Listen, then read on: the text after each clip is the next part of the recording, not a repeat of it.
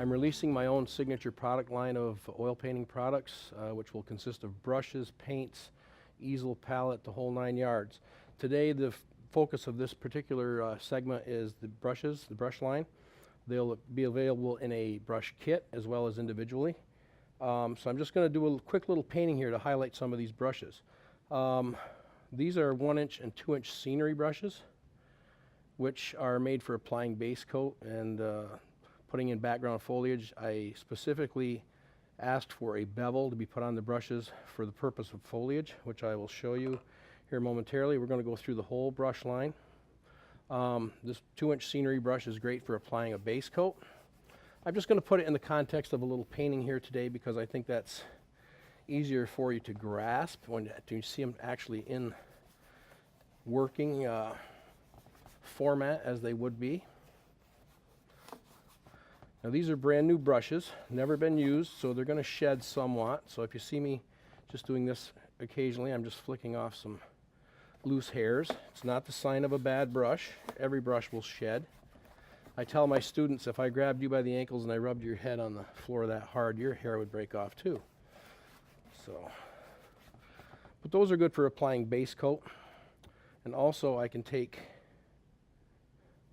a little bit of blue. They're good for dropping in your background. I'll take a little ultramarine blue. I'll leave it open so there's some cloud movements in it. I don't want to paint it flat. It'll look like the wall back here behind me if you paint it flat and solidly. So I leave it rather open. These brushes are great. I absolutely love them. I made some changes to some of the brushes you might be more familiar with this genre of painting. I'm going to scale down to my fan brushes. I have a large and a small. Same idea. As most of you know, fans are good for a lot of different things. I like to use them for clouds. If I take some titanium white, I can fluff in a little extra texture and billowiness on some of these cloud shapes back here. They're also great for waterfalls and fir trees, all kinds of things. In my mind, a fan brush is the most versatile brush on the planet. So I use a fan brush a lot. But if I take some sap green, a little bit of blue, I'll show you. If you tap your brush, get a texture within the paint film. It's good for getting the indication of distant fir trees.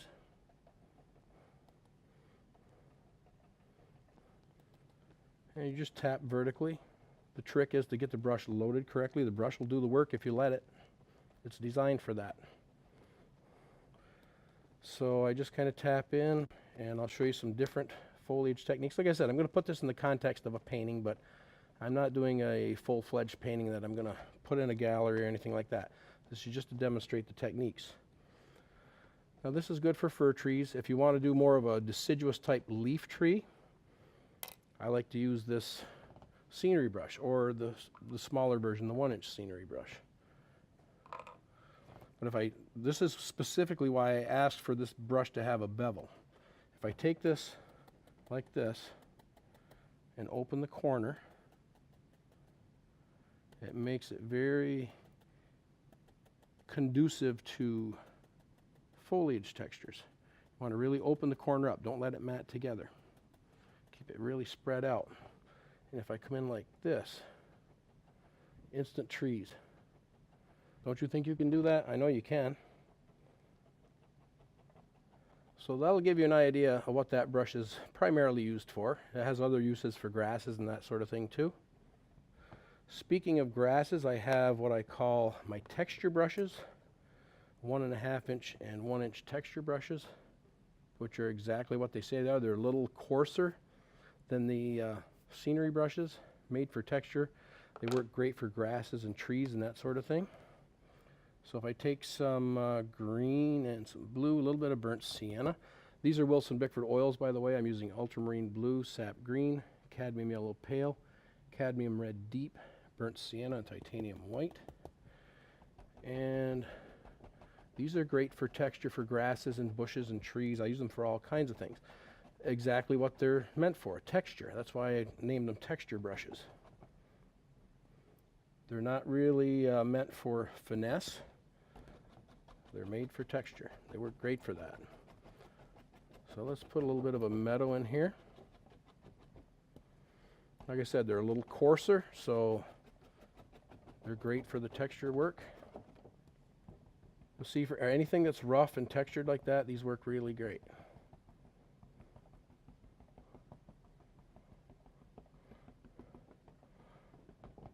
Which will bring us on to my painting knives. I have a couple different size knives. Now some of my paintings that I do for my own work, I actually do strictly just knife work, where I do the whole painting with knives. For this one today, for what I'm doing, I'm just going to do a little bit of sgraffito work.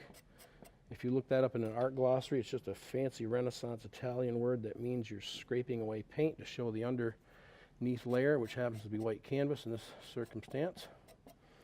But this will give me a little bit of finery in the trees, little tree trunks. Like I said, it's great for mixing your colors on your palette, scraping paint off. Speaking of scraping paint off, I have my little mistake remover. It's a Wilson Bickford wipe away tool. And let's put something in this. This is good for removing color. Say you had a mistake down here you didn't like, you can scrape away the excess paint. It won't always come back to plain white canvas, but it'll get rid of the excess, so you don't have a lot of excess buildup where you don't want it. I'll just put some paint back in there. So it has two ends on it. One end is kind of round and pointed for doing precise little layouts. The other side is wider like a squeegee for scraping away the excess paint. Let's say there's a little building back here. I'm just going to scrape away the outline. I'm not sure. Come right in and take a close look at that. Come in here with me and see. It's not going to show up probably too well, but the idea is it will get rid of the excess paint. See all the paint I picked up right there? It's great for making corrections and just scraping away areas where you've changed your mind and say, well, I wish I'd have put this or that there. It allows you to do it. Which brings us down to some of the flat brushes. I have a small flat, which is made of a blend of synthetic and natural hair. I have a large number 10 brush. This is a number 6, by the way. This is a number 10 synthetic brush, which is absolutely great for all kinds of stuff, and I'll show you that in just a second. I'm going to go back to my small flat, and I'll box in this little area that I notched out with my wipe away tool. I'll put a little barn back here. Back on those clouds, this is my 1-inch large mop brush. Very soft hair. This is made more or less for blending. So if you want to soften anything like the clouds or the trees, it's great for that. But another aspect of this that is great, you wouldn't think so to look at it at first glance, but this is actually good for texture too. Sometimes I use this for foliage. It's a very soft brush, so you have to get enough paint on it and you really add texture to it like this. See the pronounced texture on my palette really raised up? By doing that, now obviously I'd want to use it probably on a bigger canvas in relation to what I'm doing today. But if you use a light touch with that, it's really good for foliage techniques. You wouldn't think so to look at that, but it's a matter of getting it loaded right, practicing with it a little bit.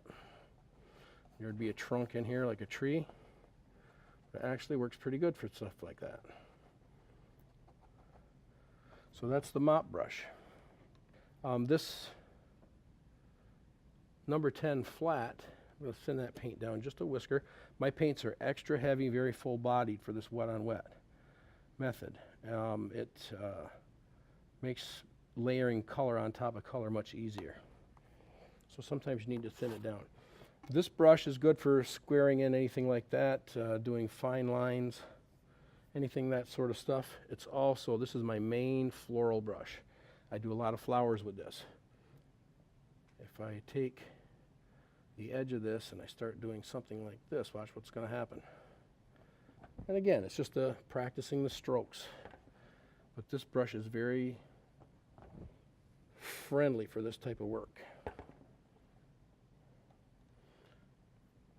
I do a lot of florals. Now see, I've got white background on there. I didn't base it in as I would have if I was doing an actual painting. You see, it doesn't take much to get the effect of a rose here. That's the flat. If I take my rake brush, this is a 1/2-inch rake brush. And exactly like it says, it looks like a little rake. Using this brush, you have to thin the color down somewhat. So I'm going to take some red, burnt sienna, a little bit of blue, get something a little darker. And this is really great. If you come in tight with me here, take a peek at this. This gives me a really nice barnwood effect. It's good for doing animal hair. Like I said, the key to using this successfully is to get the paint thinned down well enough so it skates on over the thicker paint underneath. It's a very feeble brush, you know, the very divided hairs spread out, so you can't put a lot of pressure on it. And that's the rake brush. Now the round brush pretty much is self-explanatory. You can do a lot of things with that as far as florals. Just as a hint here, I go back to this.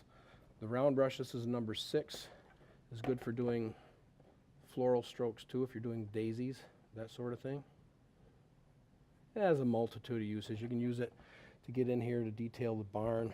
So it's very multifunctional. Comes in handy in a lot of cases. Same as the Filbert brush. This is a number 4 Filbert brush. This is synthetic, made out of the same material that the flat is. I really like the synthetics for this because they clean out nicely, and they have a good snap, and they're just very user-friendly. Much more than a white bristle would be for that, a boar bristle. And this is the same thing. You can use it for floral strokes, all kinds of things. You can do fine line with it. Just very versatile.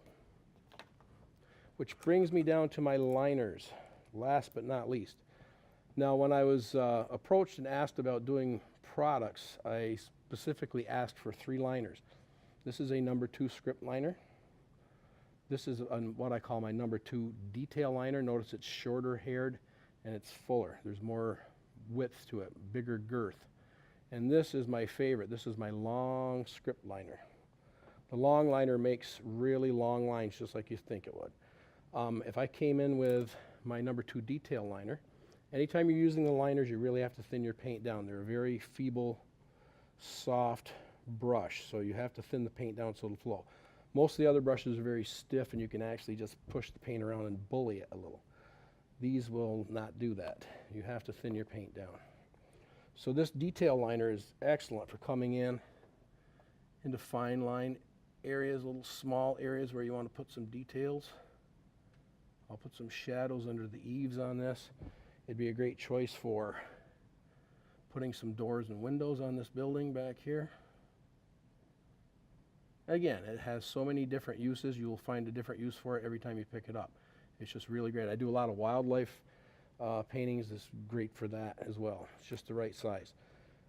The actual script liner is a little bit smaller. It's more for really fine line stuff. Let me take kind of a blue-gray here. Again, I'm just dipping in the thinner bucket to thin it down. And I roll that to a point. This is the number 2 script liner. It's good for smaller little details where you want to put a bird in the sky, branches on a tree, anything like that.